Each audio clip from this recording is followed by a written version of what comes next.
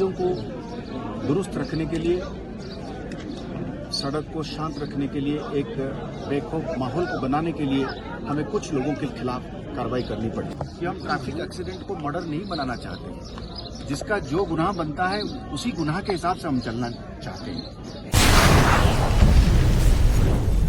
हो पाएंगे।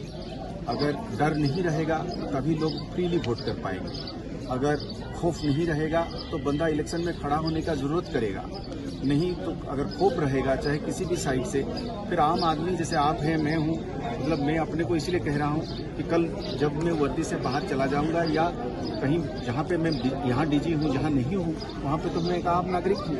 कल अगर मैं जरूरत करूँगा कि मैं भी इलेक्शन लड़ूँ या वोट डालूँ तो उसके लिए एक बगैर खौफ वाली एक माहौल बननी चाहिए। उस माहौल को कैसे हम बरकरार रखना चाहेंगे, उसके लिए हमें इस चीज़ की फिक्र है और हम उसको मेंटेन करने के लिए कभी कभी हमें उस चीज़ को लेकर पत्थर भी पड़ते हैं, पर हमें इस चीज़ की एहसास है कि चीज़ों को दुरुस्त रखने के लिए, सड़क को शांत रखने के लिए, एक बेखौफ माहौल को बनाने के लिए हमें कुछ लोगों के खिलाफ कार्रवाई करनी पड़ती है। Sir, any message to the masses? Sir, any message to the masses and the police down the lines?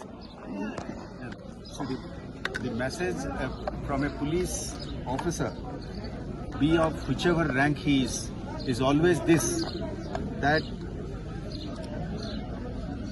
please accept this. We have to be tough against some people. Police by definition is law enforcement. आप मेरे से आज इस वक्त बात कर सकते हैं क्योंकि आपको पथराव नहीं था, आप आए मेरे पास, टाइमली आप आए। आप जब जाएंगे आपको उम्मीद रहेगी कि आप घर में पहुंचेंगे, बीच में आपको खलल नहीं पड़ेगी, आप किसी तरीके की परेशानी में नहीं आएंगे, अचानक कहीं किस जगह पे फंसेंगे नहीं, कोई आपको रोकेगा नहीं मारे। तो उस माहौल को बनाने के लिए हमको कुछ लोगों के खिलाफ कार्रवाई करनी पड़ेगी। सर वो कार्रवाई जब हम करते हैं, हम इस बात का भी एहसास रखना चाहते हैं कि हम ट्रैफिक एक्सीडेंट को मर्डर नहीं बनाना चाहते। जिसका जो गुनाह बनता है उसी गुनाह के हिसाब से हम चलना चाहते हैं। पर हम लॉ एनफोर्समेंट एजेंसी होने के नाते लॉ को तो एनफोर्स करेंगे, तो इसमें हमें मदद चाहिए, इसमें लोगों का पूरा सपोर्ट चाहिए और लोगों का पूरा सपोर्ट मिल भी रहा है हमें, इस बात का भी हमें एहसास है। जी sir, recently top commander LET का यहाँ मारा गया पुलवामा में, तो अब क्या है मिलिटेंसी का ग्राफ क्या है एक्चुअल इन कश्मीर में खासकर?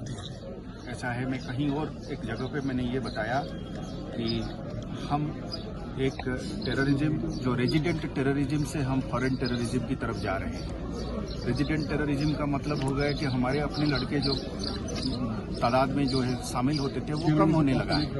हमारी ये कोशिश रही है कि कम्युनिटी के साथ मिलकर हम ये पहले तय करें कि कोई इनमें दाखिल ना हो, तो कोई किसी माँ की, किसी बहन की, किसी भाई जो है या बेटा या खामद जो है इसमें शामिल न हो, उसकी जान बची रहे।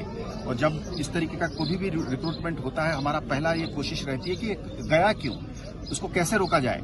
तो उस जो कोशिश है उसकी वजह से आज आप देखेंगे कि तादाद में कम हो गया है। जब तादाद कम हो गया है तो जानें बच रही है, जब जानें बच रही हैं तो घर आबाद रह रहा है, जब घर आबाद रह रहा है तो वायलेंस कम हो रहा है। हम ये चाहेंगे कि ये किसी की घर न टूटे, कहीं पे भी किसी के घर के आंगन में कोई भी किस्म की बातमदारी न हो। अब फॉरेन टेररिज्म है, अब आज के दिन में 70-80 लोग आ गए हैं, वहां से आते हैं, वो बराबर कोशिश करते हैं आने के लिए। जब आते हैं वहां से बंदूक लेके आते हैं, आईडी लेके आते हैं। पिछले दिनों में उन्होंने इलेक्ट्रिक के खंभा उड़ाने की कोशिश करी, तो इलेक्ट्रिक खंभे से तो हम सब लोगों को बिजली मिलती है, आपका बिजली तो आपको भी बिजली मिलता है, आपके टेलीफोन भी उसी से चार्ज होता है। तो वहां से लोग पैसा तो लेके नहीं आते हैं, मेडिसिन तो लेके नहीं आते हैं, नौकरी तो नहीं लेके आते हैं, अस्पताल तो नहीं लेके आते हैं बंदूक लेके आते हैं। तो मेरा तो ये गुजारिश रहेगा कि वहां आने के बाद जो लोग उनको सपोर्ट करते हैं, चंद लोग हैं, घर में रखने की कोशिश करते हैं, उनको एक जगह से दूसरे जगह ले जाने में उनको मदद करते हैं, छिपाने की कोशिश करते हैं, हम मजबूर हैं उनके खिलाफ कार्रवाई करने के, सख्त कार्रवाई करने की, ताकि बाकी लोग बचे रहे। 100 में से एक आदमी को हम उसके खिलाफ कार्रवाई करने में हम मजबूर हैं, ताकि 99 लोग शांति में रहें, अमन में रहें, खुशहाली में रहें, तरक्की करें।